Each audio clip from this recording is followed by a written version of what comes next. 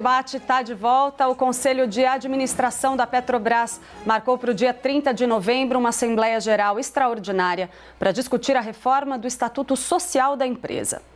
Os acionistas vão tratar de uma mudança nas regras de escolha dos membros da alta cúpula da empresa.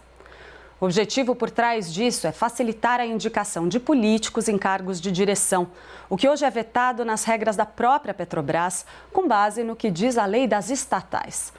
Só que uma decisão liminar do agora ex-ministro Ricardo Lewandowski, do Supremo Tribunal Federal, considerou inconstitucionais os trechos da lei que dificultavam essas nomeações. Essa perspectiva de mudança nas regras derrubou as ações da empresa na Bolsa e provocou muita crítica no mercado. O temor é que a Petrobras deixe de ter uma direção técnica, abrindo, em última instância, uma brecha para a corrupção. Vamos para o debate aqui com os nossos convidados, também com o nosso comentarista. Eu começo com você, Armando. As indicações políticas em estatais devem, na sua opinião, ser liberadas? Não. Meu entendimento é que não. Inclusive, o presidente Jean Paul Prats já falou sobre isso recentemente e ele, obviamente, vai cumprir a lei. O que vier, ele vai cumprir, porque uma decisão judicial não se discute, isso é fato. Você me perguntou, eu estou te respondendo a minha percepção. Petrobras, com todo respeito a um comércio simples, vamos parar ali, falar de uma quitanda. Petrobras não é uma quitanda. Petrobras é algo técnico, é uma empresa muito antiga, foi criada pela lei 2004, lá pelo Getúlio Vargas, e ela é uma potência para o nosso país, né? Gera dividendos, a riqueza do nosso país, parte dela passa pela Petrobras, fica lá e paga dividendos. É claro que o que os acionistas querem é ganhar mais dividendos. Todo mundo quer ganhar dinheiro. Isso é fato no mundo. A nossa economia funciona dessa forma.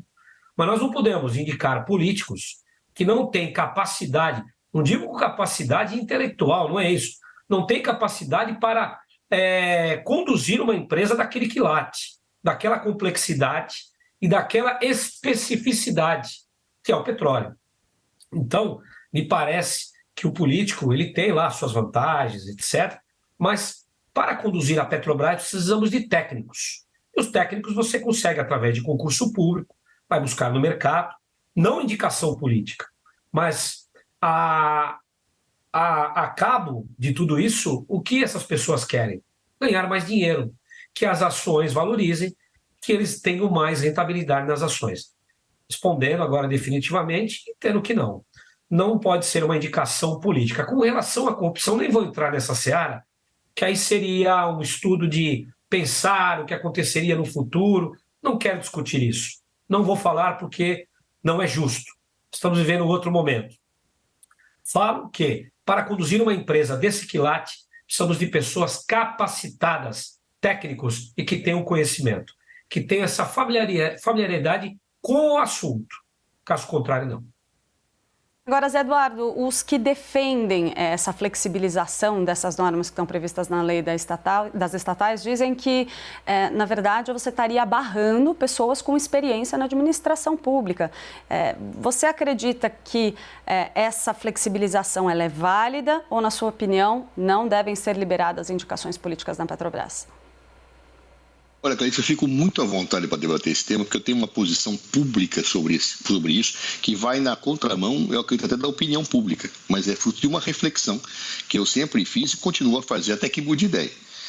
Eu acredito que, em primeiro lugar, há políticos bons e honestos, políticos maus e desonestos. Há empresários bons e honestos e empresários maus e desonestos.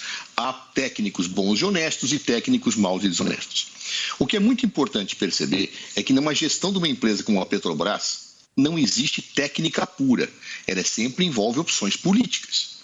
O que me parece muito estranho e é explicável por força de uma construção que eu considero e muitos autores e estudiosos consideram como uma posição neoliberal é a demonização da política e o favorecimento da tecnocracia e do empresariado ou da iniciativa privada. Ou seja, é como se os políticos fossem sempre corruptos e os empresários sempre honestos, o que não é verdade. Ou seja, basta pensarmos um pouquinho sobre isto. Isto tem feito políticas de Estado bastante curiosas. Por exemplo, proíbe-se políticos de dirigirem estatais. Mas uma pessoa vinculada a bancos pode ser presidente do Banco Central. pode ser diretor financeiro de uma grande empresa. Por quê? A maior parte das agências reguladoras que foram criadas a pretexto de colocarem técnicos, primeiro tomam decisões políticas, não são técnicas. Técnico, ele existe para subsidiar uma decisão política, perfeito. Mas o técnico não tem que ter poder político. Essas agências reguladoras são captadas pelo mercado. Basta olhar. São as pessoas vinculadas a empresas e a setores que vão para lá, iniciativa privada. Ah, mas os políticos não podem ir. Na verdade, isso tem por baixo uma concepção que, a meu ver, é neoliberal e autoritária, que faz com que os governos não possam ter uma condução de rumos políticos como se o técnico fosse endeusado como neutro. E não é, claro. Então, a meu ver, o que tem que se tomar cuidado é para colocar qualquer pessoa, seja ela político, empresário ou técnico, em cargos decisórios relevantes. Agora, a priori, criar esta presunção que todo político ou é imbecil, ou é corrupto, ou é picareta, é algo que eu não consigo aceitar, como também não aceitaria se dissessem que todo empresário é burro e picareta. Não está errado. Por que eu vou criar esta presunção para o mundo da política? Quando o mundo da política tem bons gestores e maus gestores. E eu tenho empresários que são bons gestores e quando vão para a vida pública são desastrosos, porque não conhecem a máquina pública. Me sinto muito à vontade para debater isso, porque basta nós estudarmos um pouco sobre a visão neoliberal, que vem desde a década de 30, para se perceber que há uma tentativa de cada vez mais tirar a decisão política e deferi-la a técnicos que são vinculados ao mercado e que, portanto, fazem o jogo e atendem aos interesses do grande capital. Esta é uma situação que precisa ser objeto de reflexão. Sei que, em geral, todos demonizam a política. A política, ela é necessária numa sociedade e ele é fruto da sociedade. As pessoas são eleitas pela sociedade. As mesmas pessoas que elegem os políticos são aquelas que têm uma aversão à política.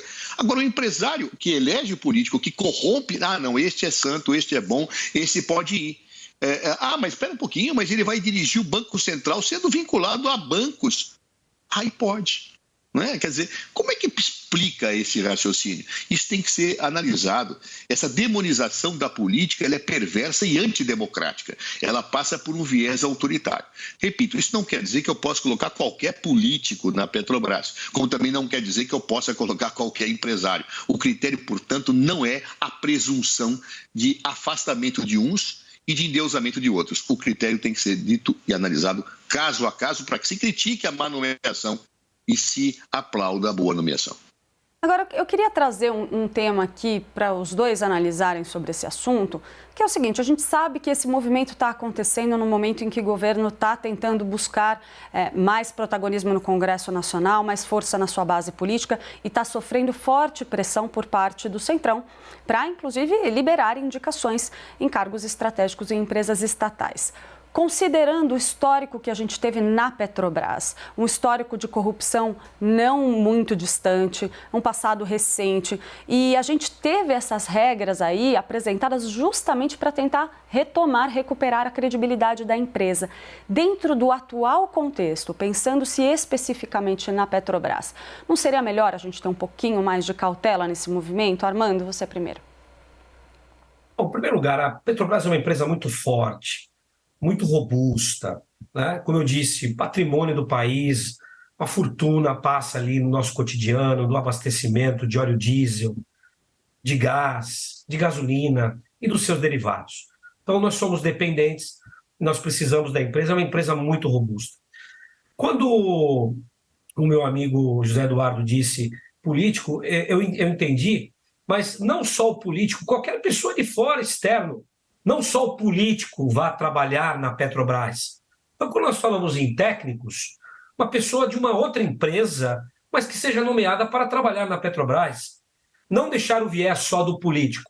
E como ele muito bem disse, nem todo político, aliás, a minoria são os que dão problema. A maioria são bons, né? Como os advogados, como os médicos, como o pessoal das igrejas. A maioria são bons. Um ou outro dá problema. Nesse ponto, a mesma coisa. Então, nós falarmos que nós não podemos trazer uma pessoa de fora até por conta dos salários.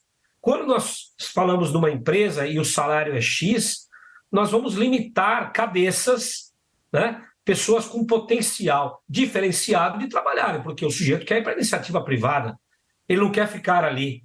Ali ele tem aquele salário dele, ele não vai ganhar mais do que aquilo, tem um outro PL ali, um outro dividendo, mas não vai ganhar mais do que aquilo. Então, realmente, nós temos um antecedente da Petrobras, por conta, não precisamos perder tempo nós falarmos aqui, e esse protagonismo de tentar abrir as portas que o atual governo está falando, olha, podemos trazer pessoas, mas que tragam pessoas capacitadas, daí a expressão técnica, a pessoa que conheça do assunto, né? Eu não posso trazer um professor de música para falar de petróleo, né? Como eu não posso levar um médico para falar de direito constitucional, né? Cada um dentro do seu conhecimento. Mas fica esse preconceito, né? Que se nós trouxermos alguém, vai virar corrupção. Corrupção existe em todo lugar. Existe nas empresas particulares, nas empresas públicas. Daí essas figuras novas são criadas. Ok, Armando, eu vou precisar te interromper um pouquinho, porque senão eu não vou ter tempo suficiente aqui para o Zé Eduardo. Zé Eduardo, um minutinho, 30 segundinhos aqui só para a gente poder amarrar. Você quer ver como é injusto?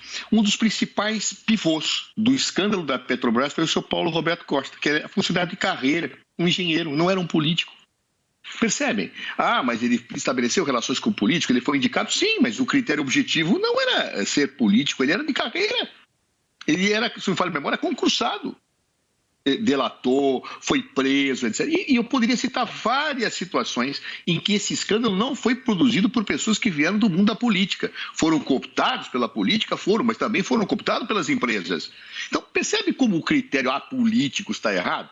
Não é? Quer dizer que técnico eu posso. O Paulo Roberto Costa era um técnico, eu posso citar vários outros também que participaram.